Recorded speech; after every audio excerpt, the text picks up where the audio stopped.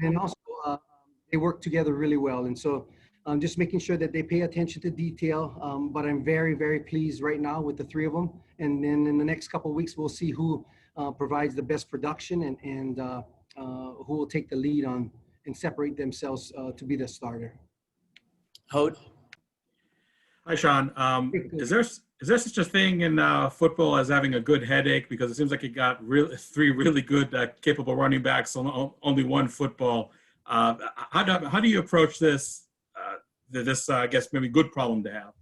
You know, it's the competition part of it makes them better every single day, and so I like that. Just because they're a young group, none of them have run the ball or been on a play in the Pac-12, and so from a competitive level, they bring it every day. I think it will be a headache maybe coming into the game because they're so competitive and they want to compete and win. They come from programs that have always won, and so that's something that I like about them. But some games will use from a personnel standpoint one more than the other, but I'm happy with all three of them. Michael? Yeah, Coach, I mean, to piggyback off what you just said there, I mean, I know you definitely want somebody seemingly to separate themselves, but is it good with you? I mean, if you're using all three and they each have equal distribution, equal carries throughout a game and throughout the season?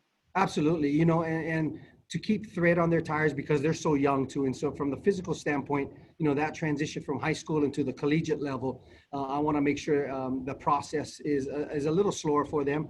But if I could equally get all of them reps and they'd be equally productive, that would be probably the dream situation. But there's going to be some situations from a personnel standpoint that how we attack an opponent's defense, some will get more carries than the other. But seemingly all three of them can get the job done. Jeff Metcalf? Thanks, Coach.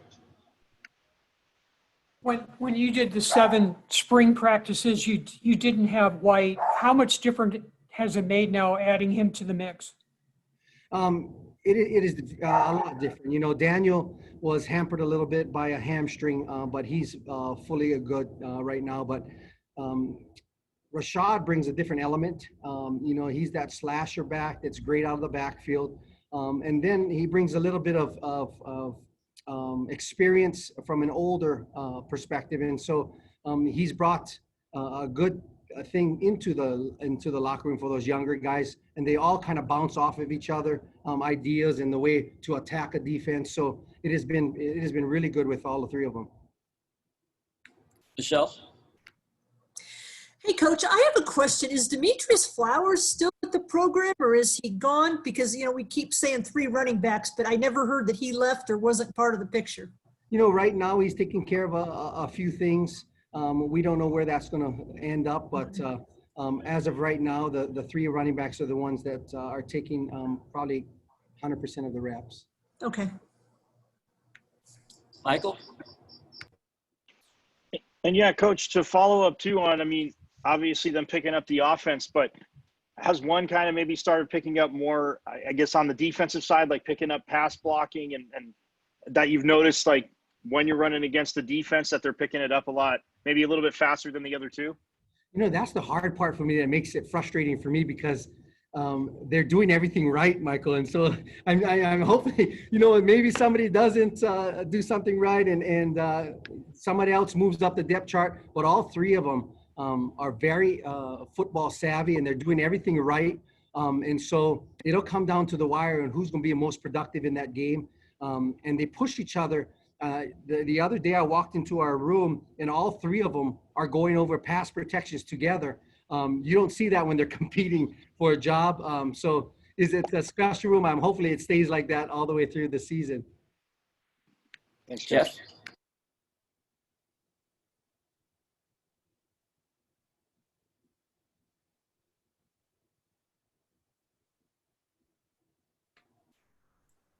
The fact that these players could get an extra year of eligibility, does that help in any way in easing the anxiety of the competition? You know, I think that they all understand, you know, this experience in these next 6-7 games are going to help them coming the fall. And to them, it's like a bonus year for them to prove themselves. And hopefully within these 6-7 games, somebody will again separate themselves. But I think for them, it gives them a chance to get better in the Pac-12 and mature a little bit slower than just jumping into a season. And again, this is a season. However, it gives us another season for them to mature. Tressa?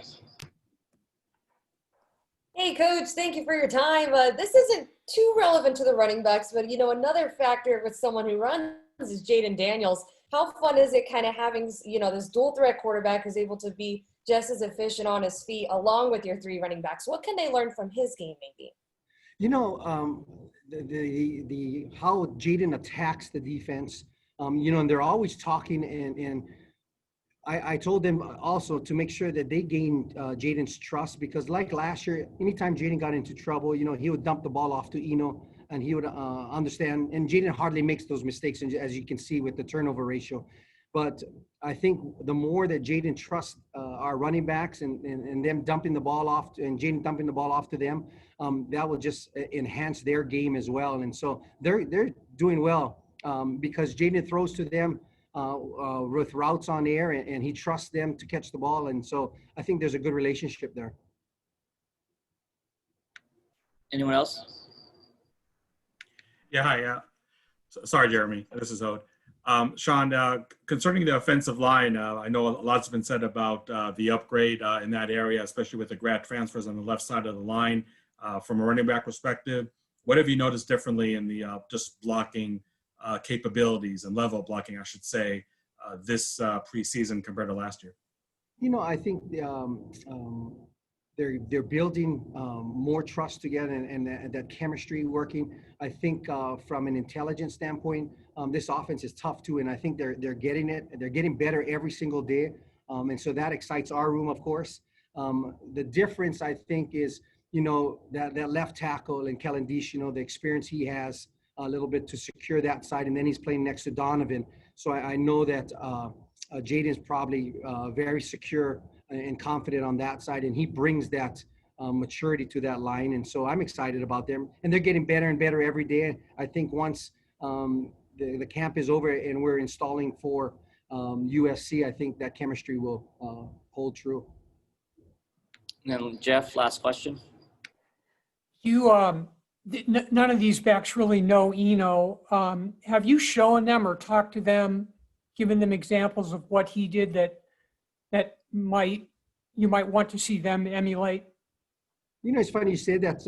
Just in this past meeting this morning, I had a cut up of Eno within the 3rd and 4 to 3rd and 2 range, where I thought Eno was his best running from an aggressive standpoint, and then his yards after contact, with great body lean and him spinning and doing those things. And so wanted to show the younger guys, the yards after contact is so important in the protection of the football and things like that. So in fact, Jeff, he was in a cut up this morning of about 20 plays that I wanted to show, his viciousness within the tackles, just for them to understand and get an understanding what they're going to face in the Pac-12.